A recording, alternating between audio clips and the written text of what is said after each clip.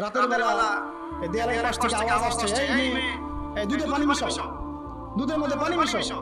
মেয়ে বলছে যে এটা তো করা যাবে না আম্মা, কারণ আমিরুল মুমিনিন এটা কঠিন ভাবে আইন করেছে, করা যাবে না।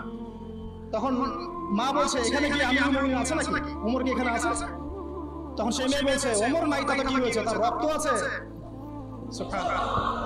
এবার ওমর রাদিয়াল্লাহু আনহু তার ওই পাশের সাহাবীকে বলছেন, আসলাম রাদিয়াল্লাহু আনহু, এই বাড়িটাকে মার্ক করে রাখো, কালকে সকালে আসতে হবে। পরের দিন সকালবেলা তিনি তার ছেলে গেলে হাজির। ওই মহিলাকে বলছেন যে গতকাল রাতে তোমাদের পানির আর দুধের ঘটনা আমি শুনেছি, তোমার মেয়েটাকে ডাকো। মেয়েকে ডাকা হলো, জিজ্ঞাসা করা হলো এই মেয়ের কি বিয়ে হয়েছে? তার মা বলছে না, যে আমি আমিরুল মুমিনিন আমার ছেলের বিয়ের প্রস্তাব নিয়ে এসেছি তোমার এই মেয়ের সাথে।